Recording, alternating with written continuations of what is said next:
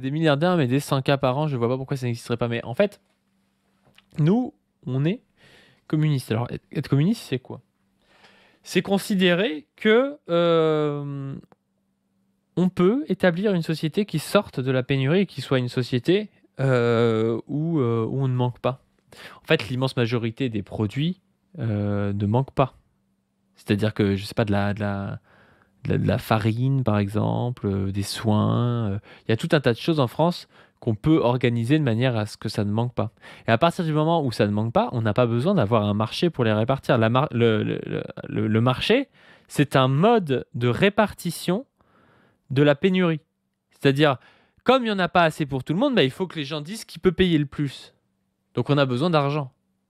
La réalité, c'est qu'à partir du moment où tu es dans une société où tu peux planifier la production pour avoir assez de farine pour tout le monde, assez, je sais pas, on peut faire des calculs assez facilement pour savoir combien est-ce que les gens consomment de farine, combien est-ce que les gens consomment je ne sais quoi, moi, de sucre, de chips, de confiture, de tout ce que vous voulez.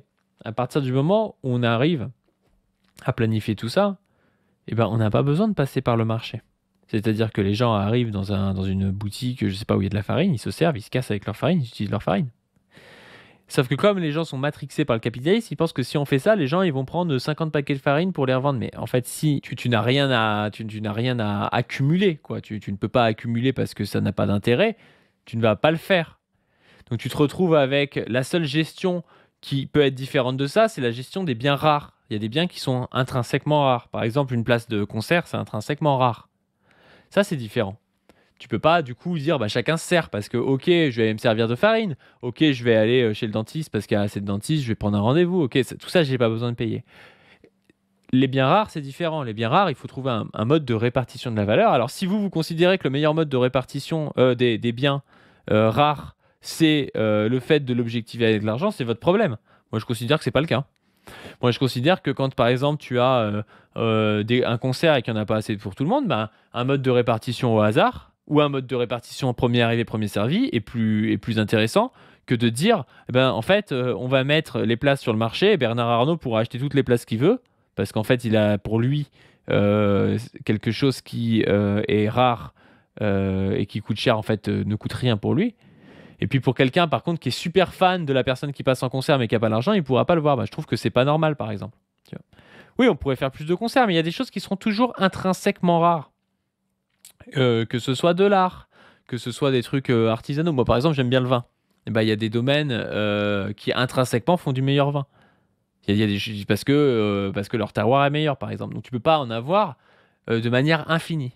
Donc à partir du moment où tu as de l'introduction de la rareté qui est consubstantielle à ces biens-là, c'est-à-dire que tu ne pourras pas tu pourras pas avoir de l'abondance sur ces biens-là, il faut un mode de gestion de cette rareté.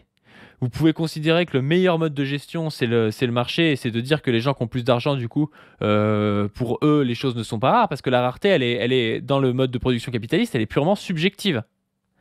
Bernard Arnault, pour lui, il n'y a rien qui est rare. Une bouteille de Romanée Conti à 15 000 balles, c'est pas rare pour Bernard Arnault subjectivement. C'est pas rare, il achète quand il veut. Ce qu'il faut, c'est de dire que la rareté est objective. Il y a des choses qui sont objectivement rares et qui resteront rares. Elles seront rares pour tout le monde. La Romanée Conti, ce sera toujours rare. Alors, on peut peut-être se dire que les gens qui sont particulièrement intéressés au vin, qui, je sais pas, ont travaillé là-dedans, qui sont des grands sommeliers, qui sont je ne sais quoi, tu vois, ils auront peut-être plus de chances que d'autres d'aller avoir une bouteille. Ça peut être ça, le mode de répartition. Et il peut y avoir une part de mode de répartition qui est qui est au hasard, d'autres fois qui peut être à l'ancienneté ou des choses comme ça. On peut répartir la rareté autrement que par l'argent. Sauf que comme les gens sont matrixés par le capitalisme, ils pensent qu'il n'y a que ça. Et donc bref, il n'y a pas plus de raison que ça de dire qu'il y a des gens qui vont avoir 100 000 euros. En fait, il n'y a pas plus de raison que ça de penser qu'il faut qu'on reste dans une société avec une monnaie. On peut très bien, dès aujourd'hui, planifier l'immense majorité des choses dont on a besoin et qu'on produit déjà assez, voire même qu'on jette, parce que dans le régime capitaliste, quand on n'arrive pas à vendre un truc, on préfère le jeter plutôt que de le donner aux plus pauvres. Donc il vaut mieux pouvoir directement aller se servir de l'immense majorité de ces choses-là, puis de répartir les choses rares après, selon des modes de répartition de la rareté qu'on aura choisi entre nous.